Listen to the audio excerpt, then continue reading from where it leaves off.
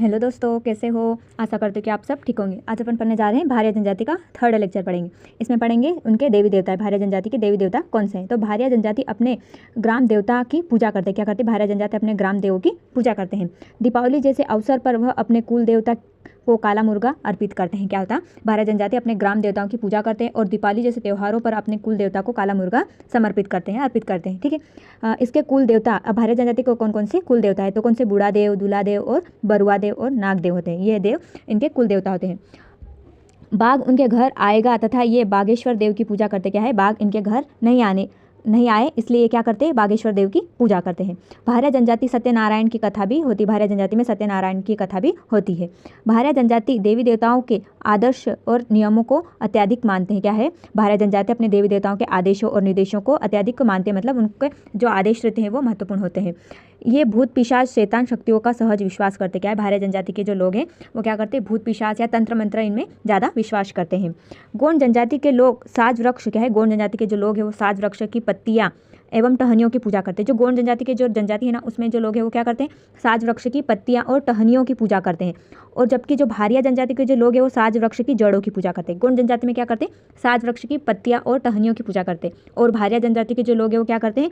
साज वृक्ष की जड़ों की पूजा करते हैं। ठीक है। बड़े देव की पूजा में स्त्रियां भाग नहीं लेती। जो बड़ा देव या फिर उन्हें बूढ़ा देव भी कहते हैं, इनमें इनकी जो पूजा में क्या होती है? स्त्रियां भाग नहीं लेती। भारिया जनजाति के देवी देवताएं कौन से? अब अपन पढ़ते आगे, है ना। क्या होती? भारिया जनजाति के कौन कौन से देवता है? तो बूढ़ा देव, दूल्हा देव, बागेश्वर देव, मुठवा बाबा और मेघनाथ खम्ब। तो अब एक एक अपन वर्णन करते हैं। तो बूढ़ा देव भारिया का ग्राम देवता। बूढ़ा देव क्या होता है? भारिया जनजाति के ग्राम देवता होते हैं। बूढ़ा देव है उसका चबूतरा या फिर मड़िया बना होता है। क्या होता है? बूढ़ा देव का जो चबूतरा या फिर मड़िया बना होता है। जिस ढाने में बूढ़ा देव का चबूतरा नहीं होता है, क्या है? जिस ढाने में, अर्थात जिस गाँव में क्या होती है? ये जो गाँव जहाँ पर ये बसते हैं वो क्या करते हैं? ढाना कहते हैं। तो जिस गाँव में या फिर ढाने में बूढ़ा देव का चबूतरा नहीं होता है वहाँ साज वृक्ष की पूजा की जाती है। जहाँ पर बूढ़ा देव का ढाना नहीं होता वहाँ वो साज वृक्ष की पूजा करते हैं। बूढ़ा देव ग्राम की रक्षा करने वाले देवता होते हैं। बूढ़ा देव क्या होते हैं? ग्राम के रक्षक होते हैं। बूढ़ा देव को लाल मुर्गी चढ़ाई जाती है। क्या है? बूढ़े देव को लाल मुर्गी चढ़ाई जाती है, उनकी बलि दी जाती है। फिर मुठवा बाबा। अब मुठवा बाबा क्या है? तो मुठवा बाबा गांव के संकट दूर करते हैं। मुठवा बाबा क्या करते हैं? गांव के संकटों को दूर करते हैं। मुठवा बाबा का चेतरा गांव की सीमा पर होता है, अर्थात मुठवा बाबा का जो भी चबूतरा या फिर मड़िया होता है वो कहाँ होता है? गाँव की सीमा पर होता है। वर्ष में एक बार गाँव के लोग मिलकर पूजा करते हैं। कि मुठवा बाबा की वर्ष में एक बार सभी गाँव वाले मिलकर पूजा करते हैं। फिर अगले कौन से देवता है? मेघनाथ खम्ब। अब अगले कौन सा है? मेघनाथ खम्ब। तो ये प्रत्येक गाँव में मेघनाथ खम्ब होता है, या फिर मेघनाथ खम्ब जो देवी देवता है इनके वो होते हैं प्रत्येक गांव में। ठीक है। क्या कहते हैं? तथा कहीं कहीं घूमने वाला मेघनाथ खंभ भी होता है, और कहीं कहीं पे क्या होता है? घूमने वाला मेघनाथ खंभ भी होता है। ठीक है। मेघनाथ खंभ पर सफ़ेद कपड़े की फरिया अर्थात ध्वजा फहराई जाती है। जहाँ मेघनाथ खंभ होता है ना वहाँ पर क्या करते हैं? सफ़ेद कपड़े की ध्वजा फहराई जाती है। मनौती पूरी होने पर व्यक्ति गणबीरिया के रूप में घूमने वाले मेघनाथ खंभ की पूजा करते। क्या होता है? मेघनाथ खंभ के यहाँ जाते हैं और उनसे अपनी जो भी इच्छा है वो प्रकट करते हैं और उनकी इच्छा पूरी हो जाती है ना। तो उसके बाद जो व्यक्ति है वो क्या करता है? गणबीरिया के रूप में घूमने वाले मेघनाथ खंभ की पूजा करता है।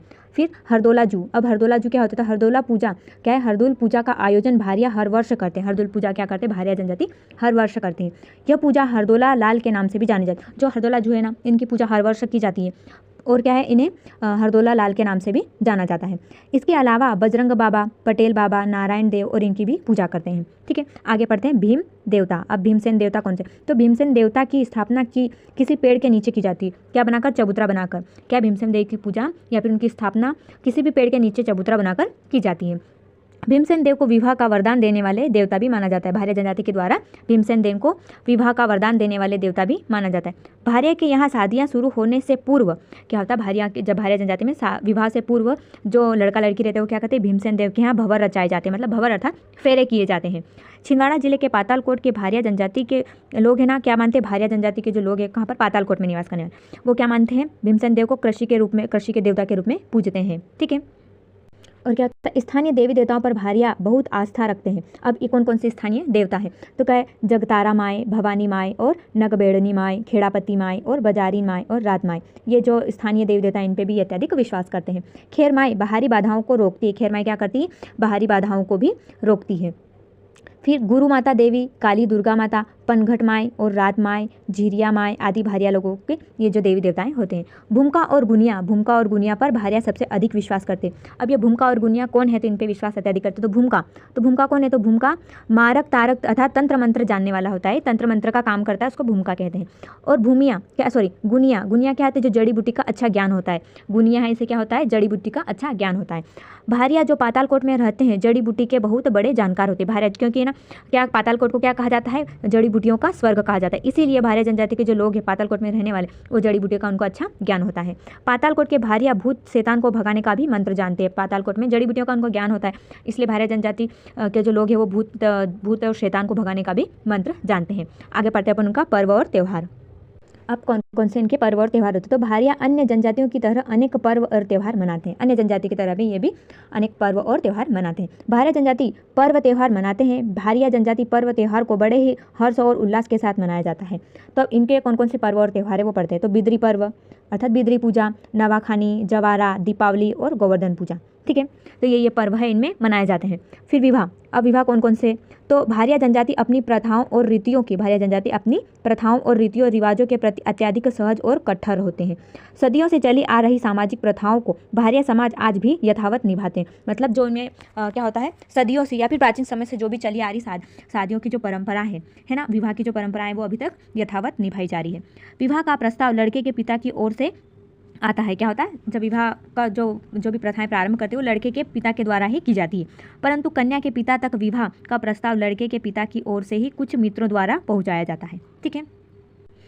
और क्या कहता अगर मंगनी पक्की करनी हो तो वधू के पिता अर्थात दूल्हे के पिता उनके मित्रों को भोजन के लिए आमंत्रित करते हैं। क्या होता है मंगनी पक्की करनी हो तो जो वधू के पिता है वो दूल्हे के जो पिता उनके मित्रों के साथ उन्हें भोजन पर आमंत्रित करते हैं। विवाह के समय मिदुआ नामक नृत्य किया जाता है। क्या होता है भारिया जनजाति में विवाह के समय मिदुआ नामक एक नृत्य भी करते हैं। भारियाओं में समगोत्र विवाह नहीं होते हैं। समगोत्र मतलब जो समान जिनकी दोनों की जो लड़का लड़की उनकी गोत्र समान होते हैं उनमें विवाह वर्जित है। मामा और फूफा जी के जो लड़के लड़कियां हैं ना उनमें विवाह सर्वोत्तम माना जाता है। ये क्या मानते हैं मामा फूफा के जो लड़का लड़की है ना उनमें ये सर्वोत्तम ये वाला विवाह उनका सर्वोपरि होता है। भारियाओं में 4 विवाह पद्धति प्रचलित है। भारिया जनजाति में 4 विवाह पद्धति प्रचलित है। तो कौन सी पहली मंगनी विवाह, लमसेना विवाह, राजीबाजी और विधवा विवाह। तो अब एक एक का वर्णन करते हैं। तो मंगनी विवाह में क्या करते हैं तो लड़के का प्रस्ताव विवाह का जो प्रस्ताव है लेकर सबसे पहले लड़के वाले लड़की के यहाँ जाते हैं। क्या होता है विवाह का प्रस्ताव लेकर पहले लड़के वाले लड़की के यहाँ जाते हैं तथा आंगन में जाकर बैठ जाते हैं और 1 लोटा पानी मांगते हैं। क्या होता है आंगन में जाकर बैठ जाते हैं और 1 लोटा पानी मांगते हैं। अगर लड़की वाले रिश्ता स्वीकार करते हैं तो वह उन्हें पानी लाकर देते हैं। क्या होता है अगर लड़की वाले को ये रिश्ता स्वीकार होगा है ना तो क्या करेंगे उनको पानी लाकर देंगे। यदि शाम तक पानी नहीं मिले तो इसका मतलब है कि घर वालों को संबंध करने का इरादा नहीं है। क्या होता लड़के के पिता जाते हैं लड़की के घर आंगन में जाके बैठ जाते हैं और 1 लोटा पानी मांगते। अगर लड़की के यहाँ के जो लड़की वाले हैं उनको क्या है ये रिश्ता स्वीकार होगा तो वो पानी लाकर देंगे और यदि नहीं देते तो उनका मतलब है कि वो ये संबंध नहीं करना है। स्वीकार होने पर घर चढ़ाई की रस्म अदाई की जाती है। यदि स्वीकार है उन्हें पानी लाकर उन्होंने 1 लोटा पानी लाकर दे दिया तो क्या उनको घर चढ़ाई की रस्म की अर्थात मतलब उन्हें ये विवाह स्वीकार ये संबंध स्वीकार है, ठीक है। आगे मंगनी विवाह में दहेज दिया जाता है। मंगनी विवाह में क्या दहेज दिया जाता है। इसी विवाह के दौरान दूल्हा ढुलाई प्रथा भी की जाती है। मंगनी विवाह के समय ही दुल्हन ढुलाई विवाह भी वो प्रथा भी की जाती है। भारिया में बहु विवाह प्रथा प्रचलित है। भारिया में बहु विवाह प्रथा प्रचलित है। अब मृतक संस्कार। अब ये मृत संस्कार किस प्रकार से किया जाता है। भारियाओं में प्रायः शव दफनाए जाते हैं परंतु कभी कभी शव को जलाया भी जाता है। किसी व्यक्ति के मरने पर घर में रोना धोना प्रारंभ हो जाता है। घर के सभी स्त्री पुरुष मृतक के मुंह में 5 या 10 पैसा रखते हैं। शमशान में पहुंचकर कटरी को जमीन पर रख देते हैं। यहाँ पर जमीन मोल लेने की प्रथा होती है, ठीक है। क्या होता है जमीन मोल लेने की। जो स्त्री पुरुष जो जिन्होंने मृतक के मुंह में पैसे रखे तो उनको क्या करते हैं शमशान में जाकर एक कटरी अथवा एक पोटली बांध लेते और जमीन में रखते हैं और वहाँ पर वो जो मृतक संस्कार करने के लिए जमीन को मोल लिया जाता है। बेर के कांटे वाली डाली पर एक पत्थर रखते हैं। क्या करते हैं जब शव को ले जाते हैं उस समय बेर के कांटे वाली एक डाली पर पत्थर रखते हैं, उस पर पैर रखकर सभी शव यात्रा में जो शामिल होते हैं वो लोग सब उस पर पैर रखकर कहाँ जाते हैं उस पर चलते हैं और कांटा लगाना, इसे याली प्रथा को कांटा लगाना कहते हैं। नदी पर सभी लोग मुखानी अर्थात दातून करते हैं। नदी पर जाते हैं और सब लोग क्या करते हैं मुखारी, उसको क्या कहते हैं दातून करना। तीसरे दिन मृतक का तीजा किया जाता है। तीसरे दिन क्या किया जाता है मृत्यु के तीसरे दिन फिर मृतक का तीजा किया जाता है। तीजा के दिन मृतक के सभी परिवार उपवास रखते हैं। क्या होता है तीजे के दिन सभी मृतक के परिवार लोग क्या करते हैं उपवास करते हैं, ठीक है। और क्या किया जाता है, चूड़ी पहनाने की प्रथा तीजा हो जाने के पश्चात की जाती है। चूड़ी पहनाने की प्रथा, यदि कोई भी स्त्री का पति शांत हो गया तो उसे चूड़ी पहनाने की जो प्रथा है वो तीजे के पश्चात की जाती है, उसके बाद की जाती है। जिस तरह से गोंडों में 10 गात्रा और कोरकुओं में सीडोली प्रथा होती है, क्या होता है, जिस तरह गोंडों में 10 गात्रा और कोरकुओं में सीडोली प्रथा, उसी तरह भारियाओं में भी गमी रोटी का आयोजन किया जाता है। गमी रोटी सुविधा अनुसार की जाती है। यदि किसी का क्या मतलब जिस सुविधा के अनुसार की जाती है, मतलब उनको जिस प्रकार से उनकी इच्छा उसी प्रकार, जैसे 1 साल में की जाती हो या फिर 2 साल में या फिर 10 साल में भी की जाती है। शनिवार की सुबह चेत्रा होता है। शनिवार की सुबह क्या होता है, चेत्रा होता है। चेत्रा मृतक का स्मृति चिन्ह होता है। चेत्रा क्या होता है, तो ये मृतक का स्मृति चिन्ह होता है। चेत्रा स्त्रियां छापती है, क्या होती है, चेत्रा कौन बनाती है, तो स्त्रियां बनाती है तथा मृत्यु गीत गाती है। अब आगे पढ़ते हैं, नृत्य और वाद्य यंत्र और संगीत कौन कौन से होते हैं। तो भारिया आदिवासी विभिन्न पर्व और त्योहारों पर, खुशियों के अवसरों पर नाचते गाते रहते। तो पहला पढ़ते हैं अपन, नृत्य कौन सा है, भड़म।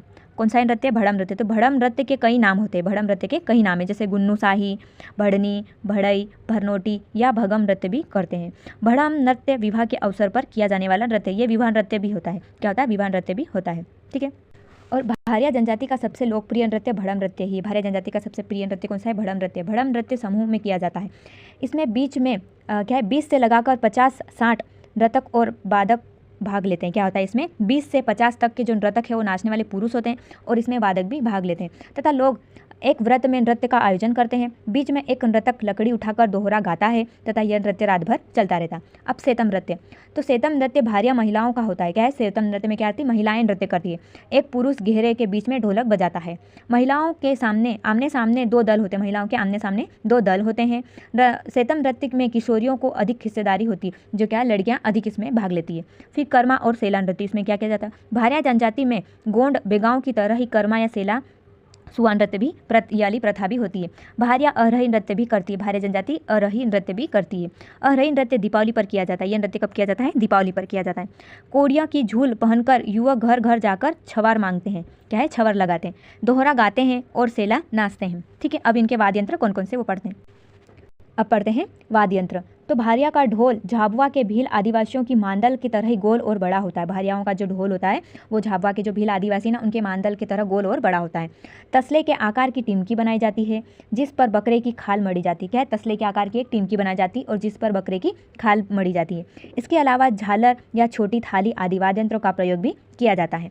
अब बोली, अब भारिया जनजाति कौन कौन सी बोली बोलती है। तो भरनोटी या फिर भराइटी, क्या है, भरनोटी या फिर भरियाटी भारियाओं की मूल बोली होती है। भरियाटी द्रविडियन मुंडा परिवार की बोली होती है, इसीलिए गोंडी से मिलकर अर्थात मिली जुली होती है। ये भरियाटी कोरकू, गोंडी और छत्तीसगढ़ी बुंदेली का मिश्रित रूप होती है। जो भरियाटी बोली है ना भारिया की, वो क्या होती है, कोरकुओं और गोंडी और छत्तीसगढ़ी और बुंदेली का मिश्रित रूप होता है। ये भारिया भाषा, भारिया की जो भाषा है ना उसमें जो कहावतों को क्या कहते हैं, तो इनमें ये क्या कहते हैं, कहावतों को अटका कहते हैं, ठीक है। अब इनके गायन कौन कौन से, तो गायन है उपजन, भवार, मांडवा और मटिया गीत और कर्मा, ये नृत्य होता है। सुवाबी नृत्य और सेलाबी नृत्य है, ठीक है। तो आज के लिए बस इतना ही, धन्यवाद। और जो अपनी भारिया जनजाति अभी कंप्लीट हो गई। अगली जनजाति है कोरकू जनजाति, ठीक है।